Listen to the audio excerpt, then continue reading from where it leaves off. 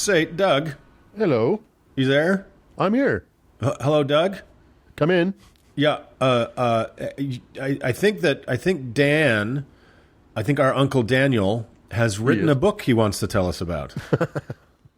and of course, because he's him, he's just called it Daniel, I think. It's all about him. I'm not known for my creativity, fellas. I'm just a truth teller. That's all I am. But the love of self is the most important love of all, Dan. Because of greatest. Okay, quick, who wrote that song? Who actually wrote that song? Marion Williamson. No. Do you know who wrote that? Scott Joplin. Whitney Houston sang it, made it famous, but who wrote it? Henry Kissinger. Oh, close. Very Dolly warm. Kissinger is quite warm. Muhammad Ali wrote that fucking song. Yeah, That is a true. That is an actual true. Well, that's good. I've got the greatest love of all inside of me. Yeah. And today, in celebration of the birthday of everybody's favorite uncle, which is coming up this week, That's right. we are going to be discussing the book of my namesake. Not the book of Mark, no. And there's obviously not a book of Doug. So that means yes. Daniel. We're going to go with the book of Daniel in the Bible. Hooray. I think, and the show's canceled. It's just like I feel like whenever that air horn sound happens, that thing has to be canceled. Whatever that was that actually thing is. Doug's impersonation of the adults from Charlie Brown doing an air horn. The adults from Charlie Brown on Crank. Yeah. Anyway, what are we talking about? Hey, okay, so the book of Daniel. It Talking is about a weird king stealing a bunch of Jewish boys. Well, we'll get to it. Yeah. This is a book towards the end of the Old Testament. Yeah. And theoretically takes place sometime around 600 BCE. And yes, we open in chapter 1 on the Babylonian king Nebuchadnezzar. I'm pretty sure I nailed that. And he is like the first thing, he's just wrecking the king of Judah, whose name is Jehoiakim. And he's sacking Jerusalem. So apparently, according to the second verse of the book, God just rolled over and gave Nebuchadnezzar the win. So fuck you, chosen people. Yeah. Well, we've discussed God and his chosen people have had a very complicated relationship. Yeah. For sure. Matter of fact, here it is. This is verse 2 of chapter 1 of Daniel. And the Lord delivered Jehoiakim, king of Judah, into his hand, along with some of the articles of the temple of God. These he carried off to the temple of God in Babylonia, and put in the treasure house of his God. So God was just basically asleep at the wheel, and just gave him the win. And then let him take like holy relics from the temple of him to go and just use it to worship his own God. But he kind of makes it sound like he did it. Like it was his accomplishment. Yeah. Because God is such a Trump. Exactly. Like credit for He is everything. such a Trump. Every loss has to be a win. Right. It's so true. God, you just hurt my brain. God is Trump. The God especially the God of the Old Testament is definitely who Donald Trump is. Yeah. 100%. Right. And Trump believes that that's the case. Anyway, Nebuchadnezzar wasn't an idiot. He knew that those crafty Jews had some very smart cookies among them, and he ordered that some of them be brought back to his palace or to his land to serve him. He was a little specific about who could come, though. He said, quote, you ready for this?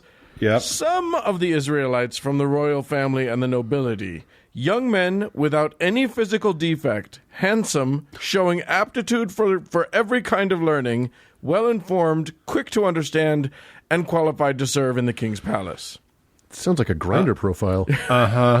So, those guys. No femmes, no fatties is how that Right, usually exactly. is. Yeah. Something tells me King Nebi wasn't just looking for wisdom. This is one of those other things that's just a very unexamined thing that's left to hang there in the Bible, Was it 1,000 unblemished Jewish boys, please? Yeah, and let's move on. Yeah. Although guys like that shouldn't be too hard to find. You ask any Jewish mother, and all of their boys fit that general description. So. Anyway, my Mordecai's a beautiful. Anyway, among those chosen, Casual racism is the Eli, best help. racism. Hey, everybody, just calm down. It's my birthday. I can be as racist as I want to. Just one day a year. Among those chosen were Daniel and his three friends, Hananiah, Mishael, and Azariah. Mm-hmm. And if you are wondering why I didn't bother to learn the pronunciations of those names, that's because those are super Jewy names, and the Babylonians didn't want them to be. They wanted them to be all Babyloni. So because that language is easier to pronounce. Sure, absolutely. Yeah. So they gave them sexy Babylonian names.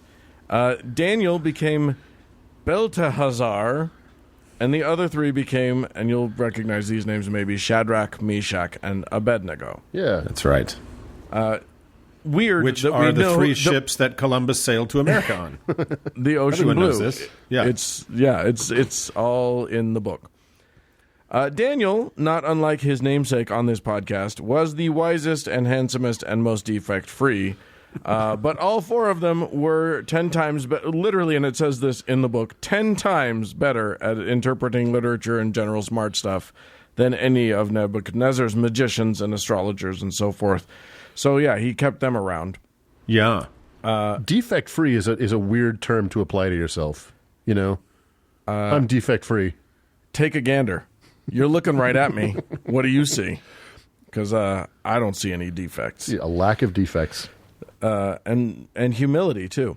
Anyway, a bunch of time later, and by a bunch of time I'm saying enough time that Nebuchadnezzar had totally forgotten about how much better those Hebrew boys were at interpreting things than his own doofuses, but not more than a year, because this happened in the, quote, second year of his reign.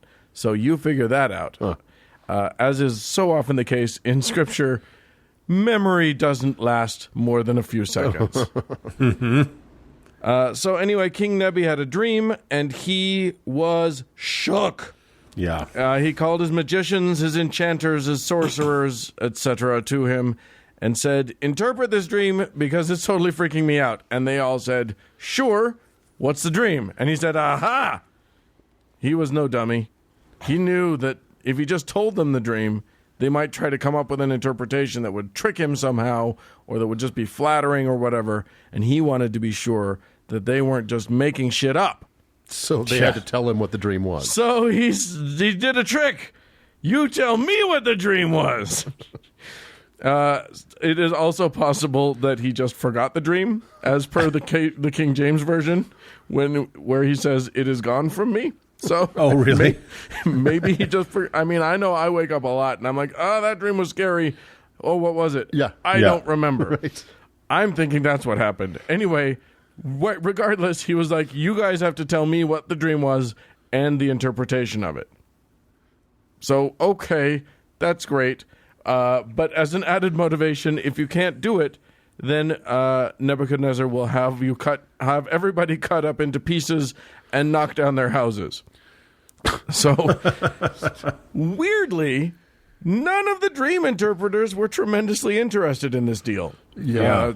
They were like, basically, no, really, this works a lot better if you tell us what the dream was. And he basically became enraged and ordered, and I shit you not, all of the wise men of Babylon to be killed. Well, that's a smart thing to do. Yeah, talk about Trumpian, right? Right. Just Start fresh. Start fresh. Uppity smart guys, get them out of here. We're gonna be man of the people here. Anyway, so they send out people to go gather up all of the smartasses and kill them. And they get to apparently they send a guy who he's got a name, but I'm just calling him the Sheriff of Nottingham because I didn't write down what the name was. Anyway, he comes to Daniel and his buddies and he says, "Come on, we're gonna go kill you." And Daniel's like, "How come?" And the dude explains the whole sitch and says, and Daniel's like, well, I could go and just die, or, and hear me out on this, why don't I take a crack at interpreting that dream? Right. Why don't we just try it out? If I'm going to die anyway, why not? And he's the only one that figured out that potential catch-22. Yeah, I guess so. So yeah, they take him to Nebuchadnezzar. In the meantime, he's gone and prayed, and glory be the Lord has told him what the dream is. He goes to Nebuchadnezzar. He tells him his dream, reminds him what it was, and then interprets it for him. And it's a boring, stupid dream about a giant statue, and he's got a gold head, and he's got a silver chest, and blah blah blah. Yeah, and clay feet. And clay and steel feet, or iron feet. And clay. And basically he says these are going to be these kingdoms that come after you, and they're less good than you, and then the last one breaks and falls apart. And there have been many interpretations of what this dream means after the fact. Right. Yeah. You know, when you're at a party, what is the worst thing you hear, like the worst thing you can hear from somebody that has you cornered is, let me tell you about my dream. Yeah, right. Yeah, exactly. So let's make this the central part of a narrative in a book. Yeah, right.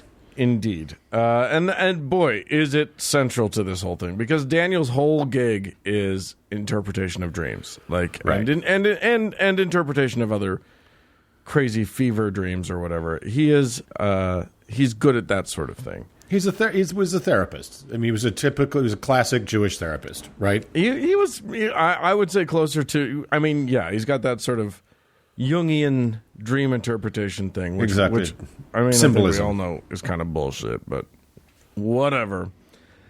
Anyway, so the king is pretty impressed by this. He gives Daniel some trinkets and some stuff, and everybody goes on their merry way.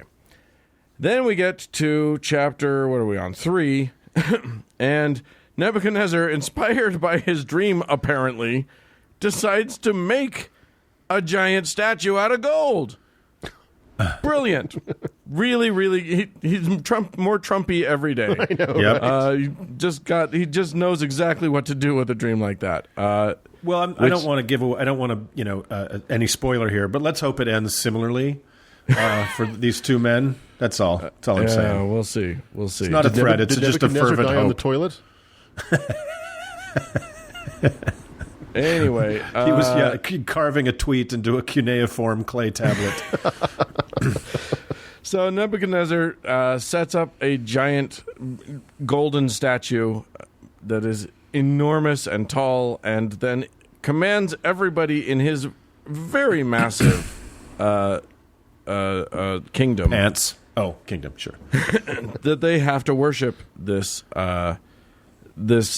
statue. Now, this was partly a trick by his advisors, who were... It's a cute little anti-Semitic trick where they had him say that anyone who doesn't worship this thing, when they hear music, and it's very specific about what music, when they hear the sound of the horn, the pipe, lyre, trigon, harp, bagpipe, or any other kind of music, everybody has to fall down and worship the golden image. Are those instruments all played at the same time? It's just, yes, Jesus. Probably. It's too bad there wasn't a theremin back then, too. Huh? Well, if you heard one, you better fucking fall down and worship. Anyway, just err on the side of worship when you hear someone whistle a tune. Why risk That's right. Why risk it, except that those Jews, they don't do the idol worship thing. Well, they kind of do a lot, but I guess this is the one time they decided not to. Right, yeah, exactly. Apparently, after 45 times of getting it wrong, they learned their lesson. So right. So now they're definitely not going to do it, and suddenly all the advisors are like, hey, Shadrach, Meshach, and Abednego did not bow down. We played a kazoo, and they did not fall down and worship, so get them! So the king has the three of them brought in, and is like, hey, I'm going to now play a hornpipe, and you need to fall down and worship the thing. To which they say, nah, I'm not going to do that. Right. And he's like, well, but I've commanded it, and the punishment for not doing that would be to be thrown into a fiery furnace, which is unpleasant. And they all are like, yeah, but we've got a God who's awesome and will save us. And then they add the doubter's addendum, which is, and even if he doesn't, we still won't do it, and we still believe in him. So there. This enrages the king. So the king decides, he says, turn the oven up to 11, 7 times hotter than we normally do, and we're going to throw you guys in. Yeah. They bind the guys up. He has his strongest servants bind these 3 guys and take them to throw them into the furnace. And the guards who are going to throw them in, it's so hot that they die. But somehow the 3 guys, The guards throwing them in die. fall in anyway. Yeah. That is an unsafe work environment. It is Did those indeed. weird little paper chef hats things that they put on their feet burn off too? Or did those remain to kind of dress it up at the end and make it look like a fancy restaurant? And if this was my faith, I don't know if I'd really be happy about the part of the book where God actually prevented Jews from being thrown into a furnace. Not meant to be funny. That's really fucked up. Well, That is really fucked up. Well, he didn't prevent them. He allowed them to be thrown. God allowed it. Yeah, he saved them from the fire. So they go into Yeah. so they're in the fire, and then Nebuchadnezzar looks. And they cover the whole the furnace with a rock, and then As you do. and the king, to make it official, sealed it with his ring, with his signet ring. That's good. And then somehow, now I don't know how this furnace works. I have a lot of ways that I can imagine an ancient Babylonian furnace. None of them that are burning hot enough to kill you if you go near it provide you with a way of looking inside, Right. in my brain. Typically not, yeah. However, Nebuchadnezzar uses his x-ray vision, looks into the furnace, and goes, holy shit, now there's 4 guys in there, and they're just meandering around. They're just hanging. They're just walking around doing nothing. Yeah. So he yells at them and says, hey, you guys, come on out of there, which they do, apparently, and they are not burned. Not a hair on their head, not any of their garments. Their little booties, the things on their shoes are fine. Everything's golden. Yeah. And now there's just the 3 of them again. And, of course, King Nebuchadnezzar realizes, holy shit, that means that you guys were saved by angels and that your God is, in fact, the best God. And they all become Jewish. Just kidding, they don't all become Jewish. He just acknowledges that their God wins and sends them on their merry way, essentially. Yeah. He's very impressed by that. That is basically every narrative in the Bible is just people failing to learn the most important lesson from something that happened, right? That's it. Again and again and again. They just Remember a don't. while back, a couple episodes back, we talked about what would it take to convince me to believe. Yeah. This is one of the things that would definitely give me pause. Yeah. 3 guys going in and coming out not even smelling of smoke. Yeah. Well, yeah. And they don't. Wait until you see David Blaine, Doug, because I think you are going to be impressed. Our super fan Chris Angel could pull it off in a heartbeat. No problem. Yeah, totally. The souffle that he walks in carrying will come out perfectly cooked. So anyway, that happened, and what we're leading up to is some more interpretations of dreams. Yay! And some other stuff. However, because it is my book, and because there are some other really fun things in this book, I am going to cut this off, and we're going to do a segment 2. I'm going to cliffhanger this bad boy, and we'll do more Daniel in a couple weeks. So stay tuned for part 2, Daniel Book 2, Electric Boogaloo. That's right. That's right. I can't so- wait for the exciting conclusion. Yeah, I Yes. can't wait to hear about more people's dreams. It's the adventures of Belteshazzar. That's right. Who doesn't want to hear that? Yes. And the what's writing great is on the wall for part 2.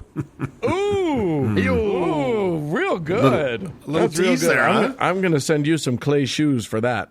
Little tease. All right. Well, we'll look forward to part 2, and we'll move on.